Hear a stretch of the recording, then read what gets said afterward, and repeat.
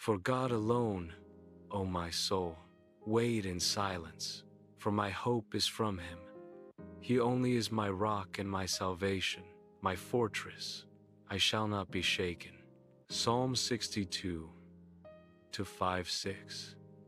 There are moments when your soul grows weary, long before your body does, when your thoughts feel stretched thin, when you keep moving, keep doing, keep showing up, but inside there is a quiet ache you can't quite name. It's not the sharp fear that shouts, it's the slow heaviness that settles. It's not the crisis that startles you. It's the fatigue that lingers even after the crisis passes. It's not an emergency, it's erosion. The gradual wearing down of strength in a world that demands more than it returns. You feel it in the way you breathe, the way you sigh without meaning to, the way your thoughts drift, even while you're trying to stay focused. You are not losing your mind. You are carrying more than you realize.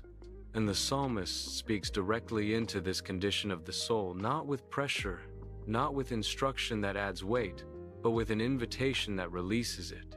For God alone, O my soul, wait in silence, not do more, not push harder, not be stronger. Wait in silence, before God alone. This is not inactivity, it is inner surrender. It is choosing to let God be the one who steadies what fear is shaking. The silent places where the soul tells the truth.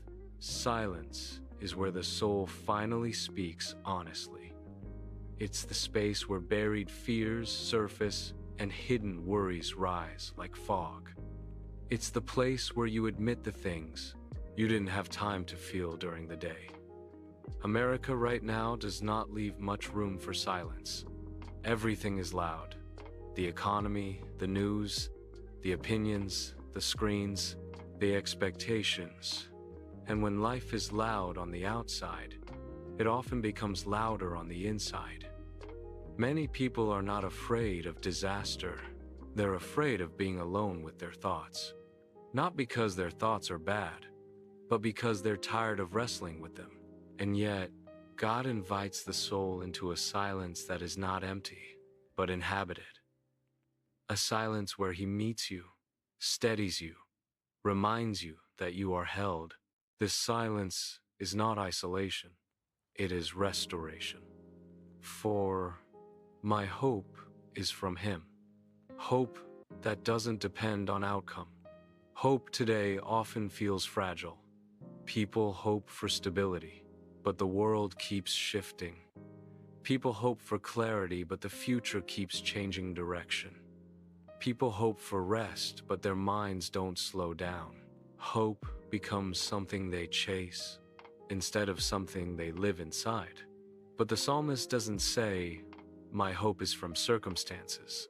He doesn't say, "My hope is from my plans." He doesn't say, "My hope is from tomorrow." He says, "My hope is from Him."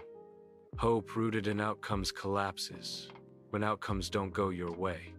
Hope rooted in God stays steady because God does not shift with the seasons. Your hope doesn't rise because life becomes predictable.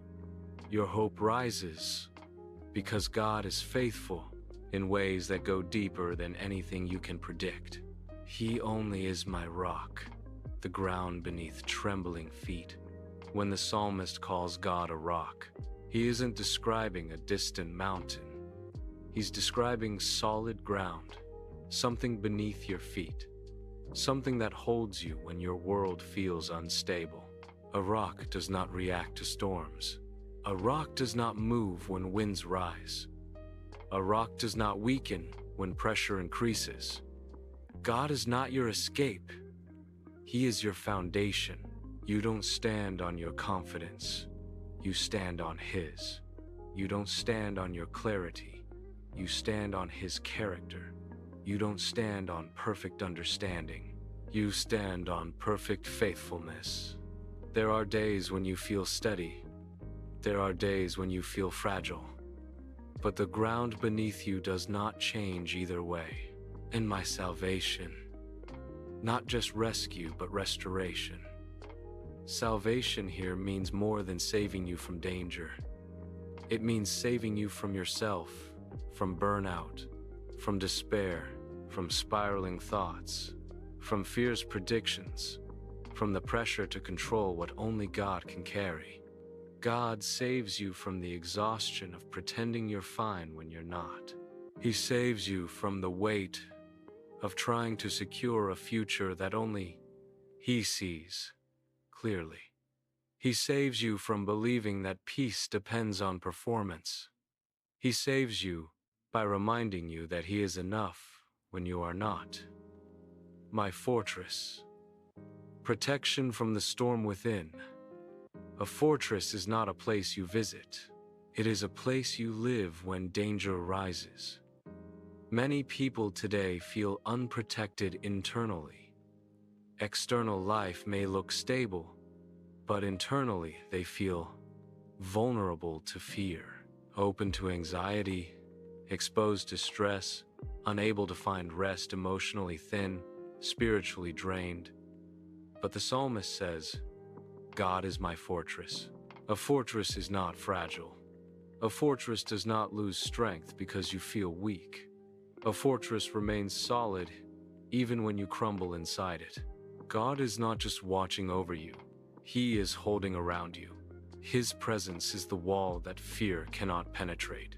His peace is the shield that pressure cannot break.